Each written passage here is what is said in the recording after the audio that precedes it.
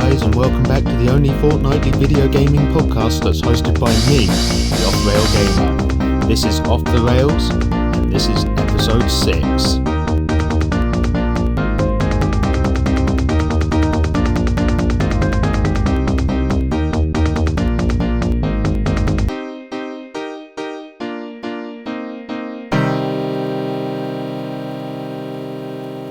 Yes, welcome in. There's space to sit down here at the front if you can't find a chair at the back of the room.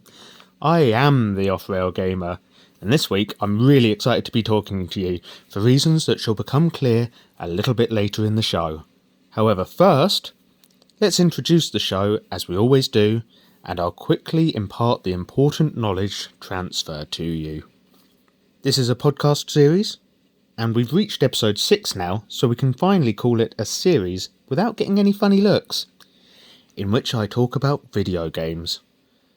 I'm no games journalist, and I don't work in the industry, so please don't expect any behind-the-scenes insight or insider knowledge. I have been playing video games for close to 30 years though, and it's something that I'm still passionate about to this day. So hopefully I can talk about something interesting, and we can have some laughs along the way too. If you come away from today's podcast and you're feeling in any way inclined to check out more content, you're in luck because, right off the bat, there are 5 other podcast episodes you can go back and listen to. And the best part of that is that you're already on the correct platform to find them. You don't need to go anywhere else. Furthermore, and here comes the usual plug for my socials, I also post content on YouTube, TikTok, and at long last, on Twitch as well. As I now say every episode, I'm not verified anywhere, but don't worry, I've posted links to all my socials in the podcast description, and I'm genuinely a one-man band with all this, so if you follow any of those links, it's me you'll find.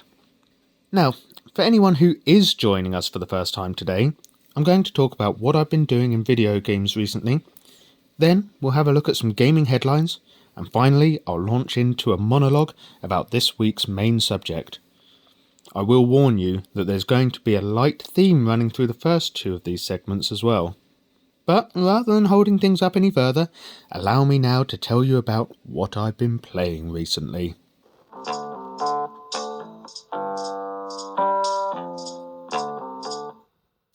Let's start with YouTube, even though I have something quite exciting to talk to you about in a moment. Alas, we'll go round in order. Close to 2 weeks ago on YouTube, I uploaded a video on Stray. I know, late to the party much. This was my first time playing this game, and it's fair to say that I ran into a little trouble, not least when Kitty decided to reenact the Khazad-dûm scene from Lord of the Rings. I made light of this in a TikTok, but seriously, at the time my bladder of concern was filled almost to bursting for the little furball. Undeterred by his fall from grace, or colossal storm drain, or whatever it was we'd initially been exploring, and by his separation from his friends, Kitty marched on into a neon city hellscape, inhabited by oversized robotic ticks, and, at least in the early parts of the game, no one else. From what I played of Stray so far, I think the visuals are very nice and all, but not entirely aesthetically different from other games we've seen in recent years, such as Cyberpunk, Ghostwire Tokyo, and even perhaps to a slightly smaller degree, the Batman Arkham games. I did enjoy the puzzle elements to the game, which made me feel like a little smart ass when I figured out what I needed to do. But again, like Ghostwire Tokyo, the game world feels too empty and lonely for me, which I know is the whole point. I just prefer settings to feel a bit more lived in as a general rule. Playing as a cat is great fun though, and I'm eager to explore more of the city on 4-leg drive. Press circle to meow. Next on the channel, I checked out a newish game on Steam called Heretic's Fork Probation, in which you are tasked with preventing the souls of the damned from escaping hell. The game plays out as a tower defence, and between rounds you play cards to improve your defences. I've always had a bit of a soft spot for tower defence games, and I have to say that Heretic's Fork does it well. For now, I'm just playing the free version, so I don't have access to the full game options. Already, though, it's drawn me in with that just one more go to see if I can better my last score feel. Moving away from the channel, I was back on the road yet again last week, and so I packed my trusty game stick. I wasn't afforded much time to play while I was away, but I did chance upon a Sesame Street game title in Ernie's Big Splash, providing seconds of entertainment. I posted a TikTok on this game, so feel free to check that out. I bear no responsibility if it makes your ears bleed though, so maybe adjust your speaker volume down for that one. On Nintendo Switch, I've been playing Luigi's Mansion 3, which I've had downloaded for probably a couple of years at this point, and hadn't got round to starting it up. So far, I'm really enjoying this game. It's well paced and grants you access to tech upgrades that can be used to solve puzzles and catch ghosts in creative new ways. The game also has a charming sense of humour that has drawn the odd chuckle out of me here and there, I can tell you. I'm only a couple of hours in at this point, so there's an awful lot ahead of me, but I really wanted to complete a playthrough and then consider whether it would work as a series for a future season of Scare. Maybe.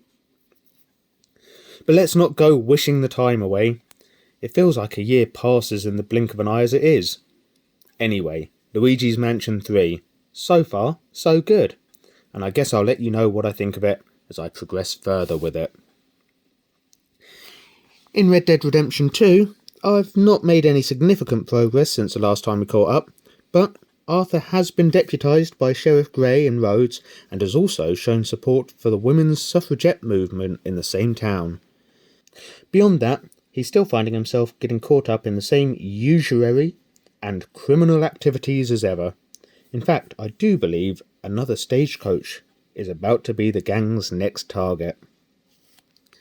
But that aside, let me tell you what I'm most excited to share. I've actually started streaming on Twitch, and the reason I'm most excited to talk about this is because of the game I played on my live. This week, I streamed a full playthrough of Night School Studios' Oxenfree. Returning listeners may recall that I hyped up this game in episode 5 last time out. Now the truth is that I intend to devote some time to talking about Oxenfree in a future episode, so I don't plan to use up all my potential material on it now. What I will say is that it had been some time since my last playthrough, but returning to it this week just cemented it as one of my absolute favourite games, with genuinely compelling characters and a strange, unfolding storyline. I should think it's highly unlikely anyone caught the stream, but if you do fancy having a look, I think the VOD stays up on Twitch for around a fortnight, and if you check my YouTube this Saturday, I'm also putting the VOD up from the stream. Staying somewhat on a theme now, let's turn our attention to some gaming news.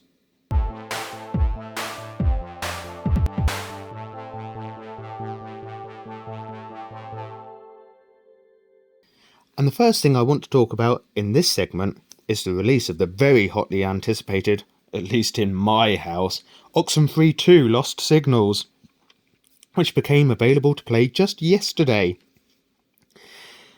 As I think should have been made clear by now, I have been very much looking forward to getting my hands on this game. But don't worry, I'm not one to intentionally give away spoilers for anything so current, so I'll refrain from saying anything much other than how happy I am to finally get to play the sequel to the game I rate as highly as I do, in Oxenfree. And getting more of the story to unravel is so dang exciting! If I don't move on to talking about something else soon, I might just burst! So quick, let's get some news in, shall we? As ever, I have posted links to the sources from which I found the following intel. If you check the podcast description, you'll find the links to take you where you need to go. Honestly, it seems like a pretty quiet week for video game news, with the majority of articles I found either delivering opinion pieces on games that have already dropped, or advertising huge discounts on games as part of Prime Day. But as Prime Day is finished by the time this episode goes out, I can't see any point talking about that, and what you may have missed out on. I did however find an update on something I discussed last time, when I mentioned there had been some speculation around a Red Dead Redemption remake. KitGuru.net reported that Take-Two has announced plans to re-release 2 older titles, one of which is confirmed to be RDR, this year. All that's left to do now is to wait and see whether this will be in the form of a remake or a remaster. Either way, it'll be interesting to see what they deliver. In very similar news, I also found a story on VideoGamesChronicle.com reporting that Square Enix is considering more remasters of, quote, old titles, following their Final Fantasy Pixel remaster. This was apparently a remaster of games 1 to 4. Now, I haven't actually played a Final Fantasy myself, don't get me wrong, I'd like to, I just never got the hang of turn-based RPGs. I have started playing a couple of Final Fantasies before now, but found that I was all too soon thrown into a conflict against an opponent too high-ranked to do anything with. So it was that when I started up Final Fantasy VI on SNES recently, I thought I'd have a go at farming XP by seeking fights in the early areas. The game saw through my cunning plan though and threw too many opponents my way before I was able to retreat to a safe space and lick my wounds. Yet again, it was game over for Off-Rail. Maybe it was just a string of bad luck, but it certainly feels like the cards are always stacked against me in these games. But you don't want to listen to me whine on about how I got bullied by video game AI. So how about we move things along, eh? So, without further ado, let's get to the main event of the podcast. I'm going to play a little music now, and then I'll dive into this week's topic, which is a game that's totally quackers. I'm going to share my memories of playing Untitled Goose Game.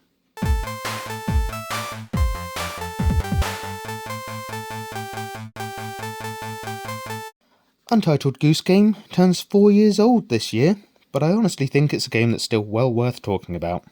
I remember when it did launch back in 2019, watching people online having great fun with this title, but it was much more recently that I finally played it with my Game Void co-host. Unfortunately, we didn't make a video of it for the channel, so there's no link that I can direct you to see how much fun we had with it. But boy did we laugh. In Untitled Goose Game, as you would expect, you take control of the game's central character, a goose. Or, if you play through cooperatively in a multiplayer game, you take control of a pair of geese between you. The joy of this is that you can play together locally, couch co-op style. There's one for the list if I ever record another episode on that subject. Now, from here on out, I feel that I must warn you that the remainder of this episode will be rife with spoilers, so if you don't want to hear about this game yet because you're waiting to complete your own first playthrough soon, I'd recommend you pause here and return when the game's end credits are rolling. It's not an excessively long game, and you'll likely complete it in one sitting. Your goose, or geese, start out in a secluded area surrounded by hedgerows, and this acts as a very brief tutorial area where you learn to run around, rear up and flap your wings, honk loudly, and interact with the game's world objects, as you need to open the gate to move into the first area. This brings you into a park with a river and a fenced-off vegetable garden. As you enter an area, a checklist of menacing activities appears for you to tick off, and soon absolute mayhem ensues. In this first area, for example, the goose/geese want to have a picnic, and you must source all the key ingredients, including a picnic blanket and basket, and lots of treats to eat. Some of the food can be taken from the vegetable garden. But beware, the groundskeeper is in the garden, and he'll chase you out and shut the gate behind you if he catches you in his cabbage patch. It's here that you'll get to hone some of the skills you'll utilise throughout the game as you terrorise the local community. And boy do you give this old fella a hard time. For example, the man starts out wearing a flat cap, but one of your objectives is to make him change it to a wide-brimmed sun hat. I don't know if there are multiple ways of achieving the same outcome, but what I've found to work is to harass and anger him to the point that he decides to put up a sign effectively saying, "No geese allowed." While he's hammering said sign into the ground, If you hide in the nearby flower bed and honk at just the right moment, the man will hit his own thumb, causing him to collapse to the ground from the pain. While he's down, you can pinch his hat from atop his head and baptize it in the river. When you return it, the man will hang his hat to dry in the sun and will swap his headwear for the sun hat. And it's high jinks and shenanigans like this that you'll employ to progress through the game. But it's in the second area that I feel most guilty, even to this day, because it's here that you'll terrorise a little boy. The boy is a bespectacled little chap who seems quite content just passing the time of day playing with his toys and causing nae bother to anyone. That is, until the beaky blinders turn up. And I can legitimately call our too-strong geese gang by that name, as you'll be de-bespectacling the child in order to complete this wish list of hate crimes. First off, you'll scare him and chase him until he runs into a phone booth to call his mum, who is working in the electronics shop, but who will come running to her son's aid and shoo you away. Next up, while the boy's attention is taken by something else, you'll want to untie his shoelaces. Give him another fright, and he'll trip and fall while trying to flee from his new feathery bullies, which in turn will cause his glasses to fall from his face in a Velma from Scooby-Doo-esque manner, while the young lad is scrabbling about on the floor exclaiming, "I can't see without my glasses!" You can helpfully pick them up and drop them down a drain. When Nipper goes home to pick up his spare pair, you now have the chance to parade his toy plane around near the market stall. The seller will assume you picked the item from her wares and will confiscate it and mark it for sale. Now this is the part of the game that causes me no end of guilt and sometimes keeps me awake at night, even still. After everything he's already been through, the boy now has to part with his pocket money to buy his own toy back from the miserable old bag.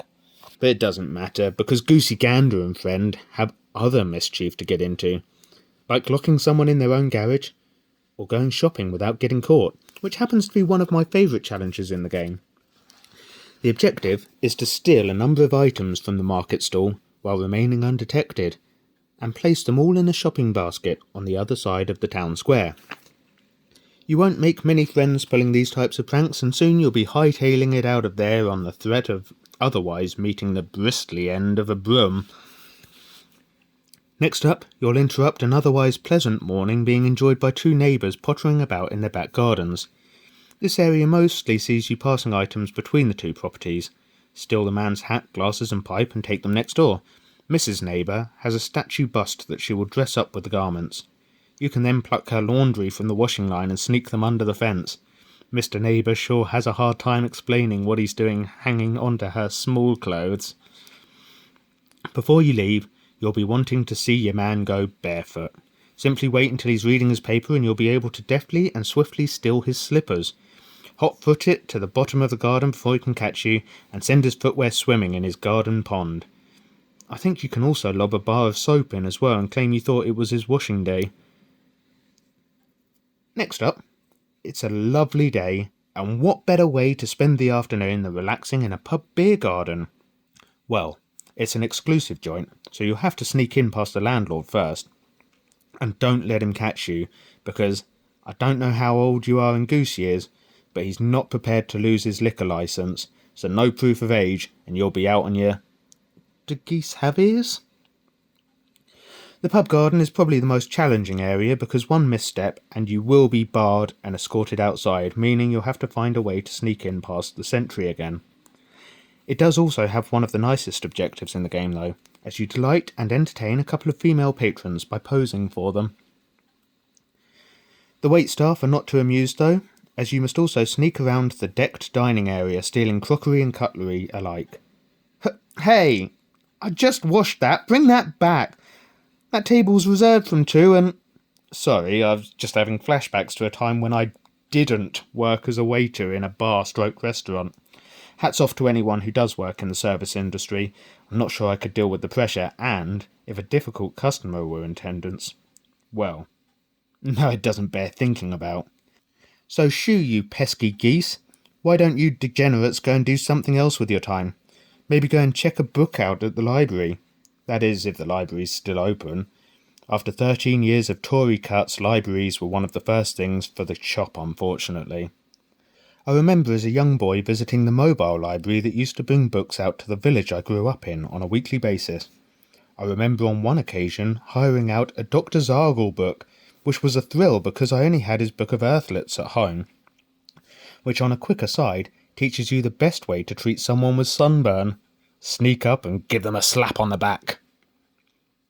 Anyway, what we doing talking about Dr. Zargle? That's not a video game. And, please correct me if I'm wrong, but last time I checked, this was a video game podcast, wasn't it? Yes, I believe so. So let's get back on the tracks and wrap things up, shall we? The final part of Untitled Goose Game takes you to a model village of the town you've been bothering all day. Atop a model hill in the centre stands a model bell tower and your ultimate reward. It's time to honk your heart out until said bell tower crumbles and falls. Now still the bell and run for it! Unfortunately, as I said earlier on, your pranks haven't made you any friends and the whole town turns out to chase you down and stop you from completing your new quest. Plus, it's a bell you've now stolen, which isn't the most discreet item going, and alerts everyone to your whereabouts.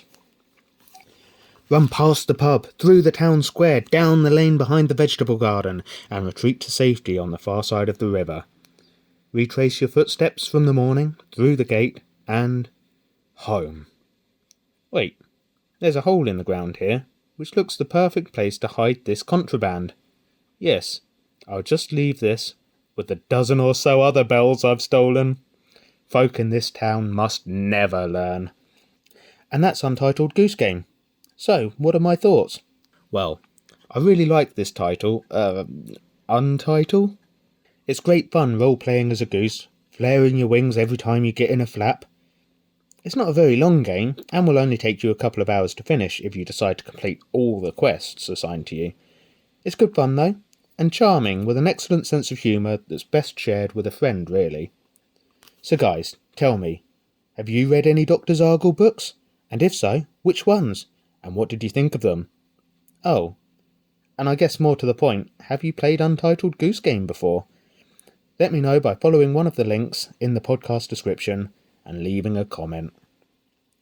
Otherwise, I just need to quickly advise a change to my YouTube schedule this week.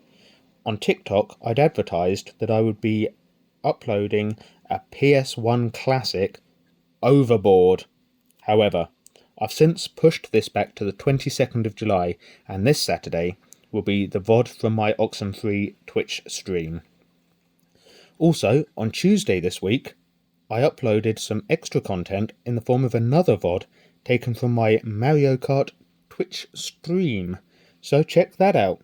Or don't, it's your choice. And you are not a number, you are a free...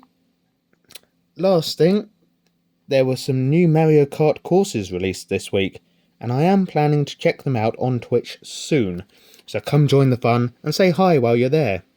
And that's all for now, folks. Bye!